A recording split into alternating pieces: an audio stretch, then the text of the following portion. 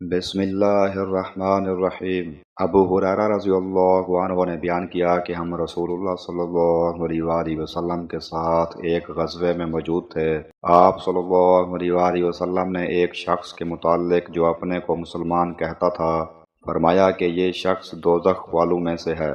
جب جنگ شروع ہوئی تو وہ شخص مسلمانوں کی طرف سے بڑی بہادری کے ساتھ لڑا اور وہ زخمی بھی ہو گیا۔ صحابہ نے عرض کیا، یا رسول اللہ، جس کے متعلق آپ نے فرمایا تھا کہ وہ دوزخ میں جائے گا، آج تو وہ بڑی بے جگری کے ساتھ لڑا ہے اور زخمی ہو کر مر بھی گیا ہے۔ آپ صلی اللہ علیہ وآلہ وسلم نے آپ بھی وہی جواب دیا کہ جہنم میں گیا۔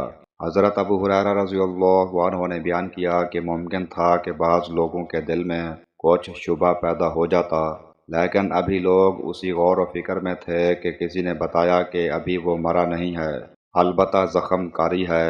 پھر جب رات آئی تو اس نے زخموں کی تاب نہ لا کر خودکشی کر لی۔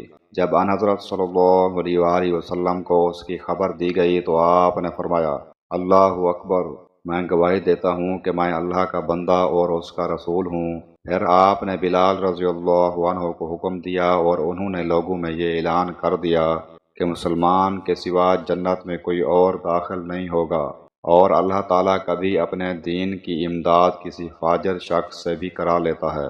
صحیح بخاری حدیث نمبر 3062۔ عبداللہ بن عمر رضی اللہ عنہما نے بیان کیا کہ نبی کریم صلی اللہ علیہ وآلہ وسلم نے صحابہ کو خطاب فرمایا۔ آپ نے اللہ تعالیٰ کی ثنا بیان کی جو اس کی شان کے لائق تھی، پھر دجال کا ذکر فرمایا اور فرمایا کہ میں بھی تمہیں اس کے فتنوں سے ڈراتا ہوں۔ کوئی نبی ایسا نہیں گزرا جس نے اپنی قوم کو اس کے فتنوں سے نہ ڈرایا ہو۔ نوح علیہ السلام نے بھی اپنی قوم کو اس سے ڈرایا تھا، لیکن میں اس کے بارے میں تم سے ایک ایسی بات کہوں گا جو کسی نبی نے اپنی قوم سے نہیں کہی، اور وہ بات یہ ہے کہ دجال کانا ہوگا اور اللہ تعالیٰ اس سے پاک ہے۔ صحیح بخاری حدیث نمبر 3057۔